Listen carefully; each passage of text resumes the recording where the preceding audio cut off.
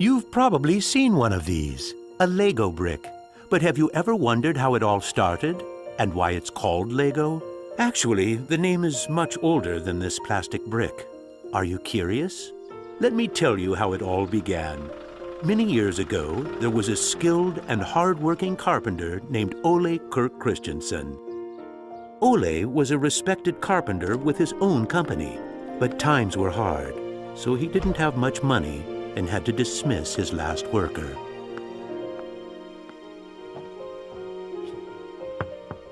Come on in. I've closed down the workshop and packed my things. Thank you. I suppose I'd better write you a paycheck.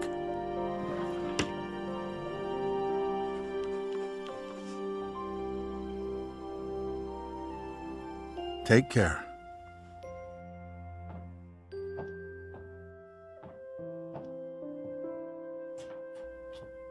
Well, that was the last one.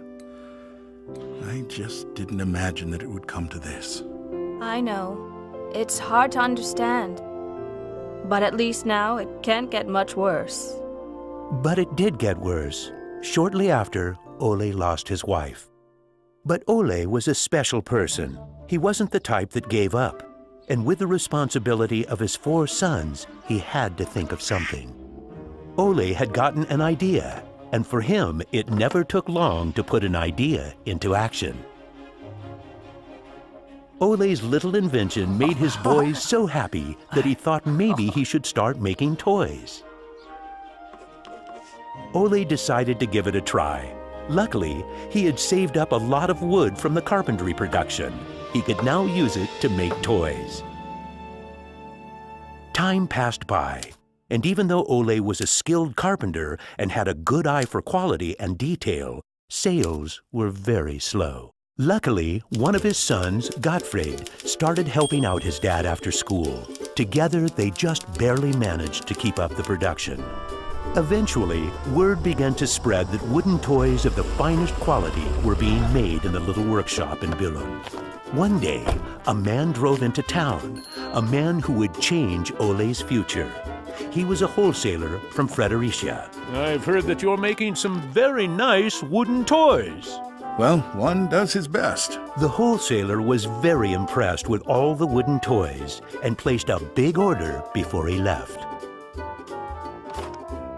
Now there's finally someone who can see the opportunities in what we're doing. Look at this. The wholesaler wants to put a lot of our toys into his store for the holidays. It's going to be a good Christmas this year, but we'll be busy. Now there was a lot to do in the little workshop, and Ole could rehire his former workers. Ole only used the highest quality wood, which was hand-picked and very carefully prepared. They worked day and night to get the order finished, so the wholesaler could get the toys out in stores before Christmas. Is there something wrong, Dad? I'm afraid that we're in big trouble. In the middle of their work, Ole received a letter saying that the wholesaler had filed for bankruptcy and couldn't buy the toys that he had ordered. But what are you gonna do? What about Christmas? Now we can't even afford food? I'll do it. What are you gonna do, Dad? I'll do it myself. I'll drive around selling the toys. There was no time to lose. Ole packed the car with all the toys and drove off. Ole was a very good toy maker, but was not a very good salesman. He didn't like praising himself or talking about how carefully the toys had been made. But he had to keep trying if he was going to sell anything. This is going to be a blast. Is there anything you're interested in? It looks exciting, but I don't have a lot of money right now. Maybe we could trade and call it even.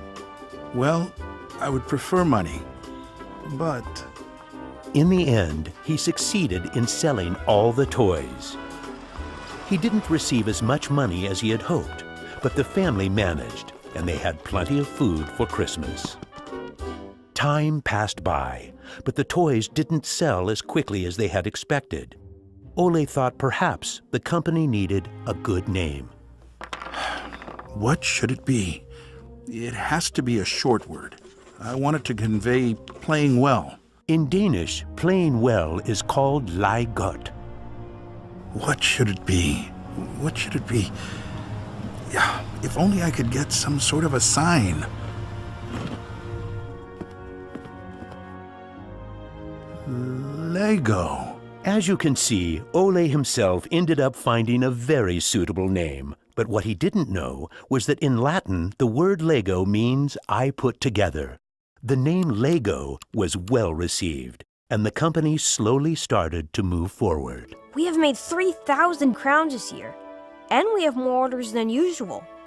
Did you say 3,000 crowns? Then you need to see what I've been looking at. Even though Gottfried wasn't comfortable spending money on a milling machine, he could see that it was useful and that the quality of the toys improved. Could you finish the last batch and get it ready for shipping? I will. Dad, I've saved a lot of money for the company today. Really? How? I figured we could save money in the lacquer, so I only coated the ducks twice instead of 3 times. You what? Unfortunately, Gottfried's idea didn't go over well with Ole. Ole made Gottfried unpack all the ducks himself, give them the last layer of lacquer, and bring them back to the train station. Ole believed in high quality and not cheating his customers. When Gottfried returned, Ole explained that that wasn't the way to create a good brand. This little lesson opened Gottfried's eyes to the fact that every detail matters, and only the best is good enough. In the late 1930s, Lego was making a profit. Even when the Second World War broke out, they tried to make the best out of a difficult time. It seemed nothing could go wrong. But a stormy night in 1942 changed their luck.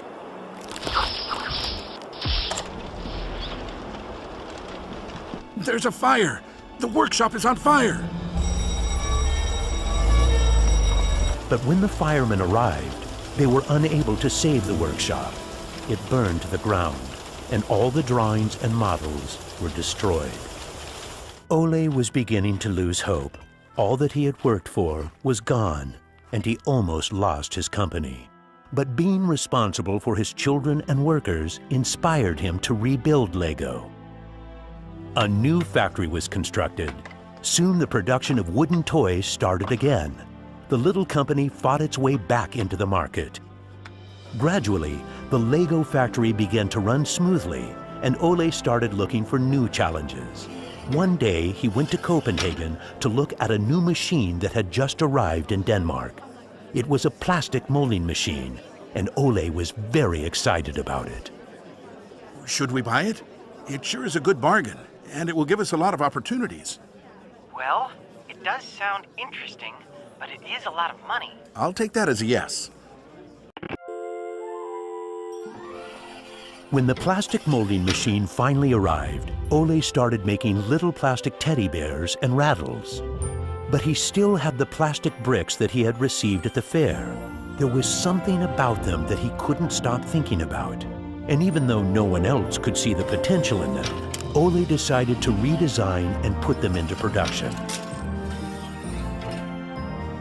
But it was when Lego first launched the Gray Ferguson tractor that the plastic toys became a success. Unfortunately, the sales were dropping during the summer, and the company had too many toys in stock. This can't be right. Of course our products can be sold the whole year, not only for Christmas.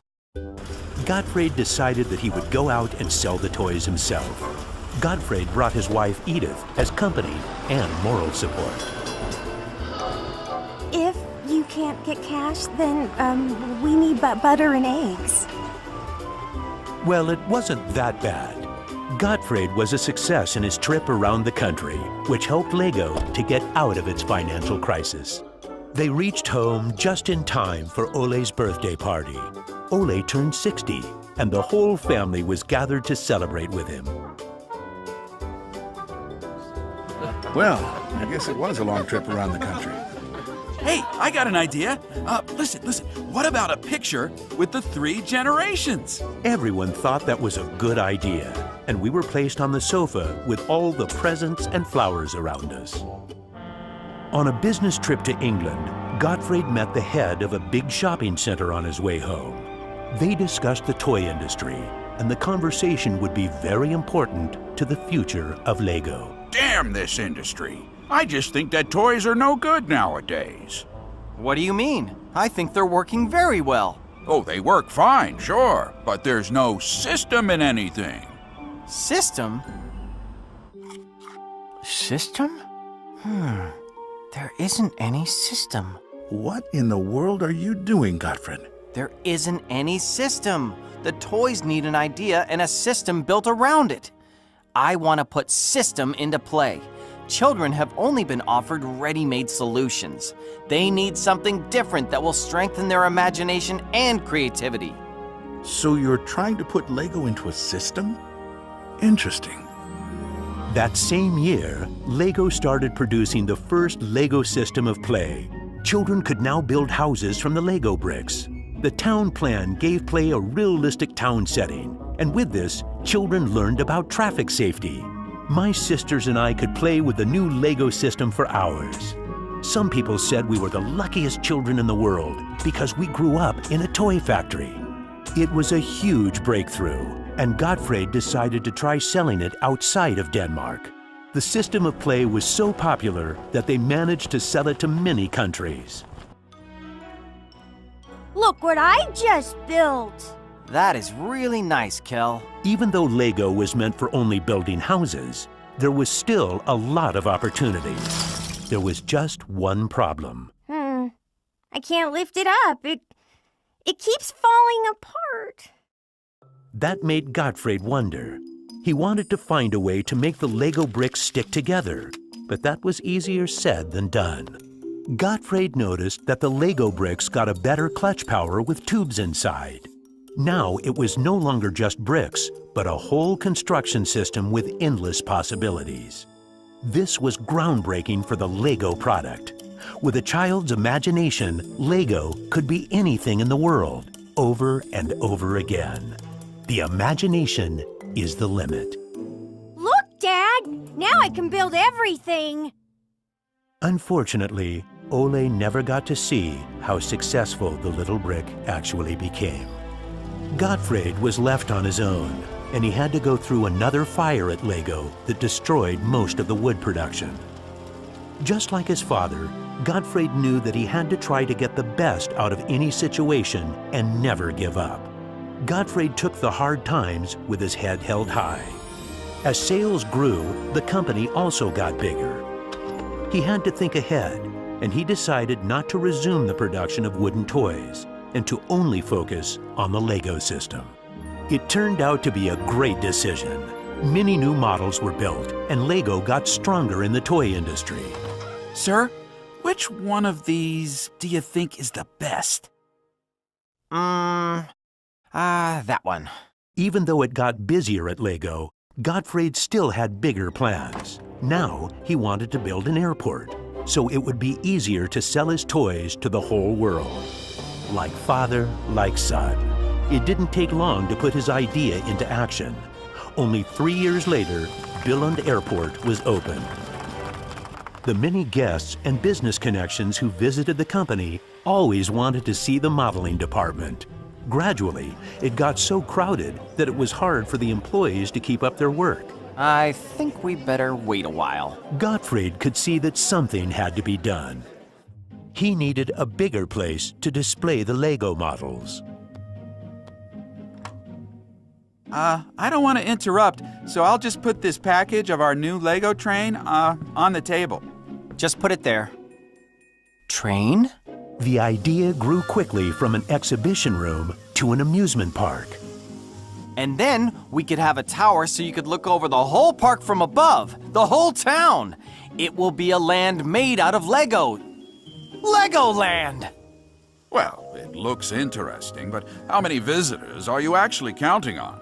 Well, I guess, 200, 300,000? 300,000! Even though it sounded like a lot, my dad was actually pretty far off the mark. There were 600,000 guests the very first year. My family and I were there to greet the guests. We've kept up this tradition ever since.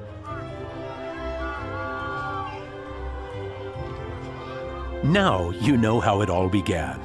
Lego wouldn't be what it is today if it hadn't been for my grandfather's sense of quality and search for perfection. My father firmly believed in the endless possibilities of the Lego system. I seek to take the Lego idea even further, encouraging children to explore, experience, and express their own world, a world without limits. And we are still convinced that only the best is good enough, because children deserve the best.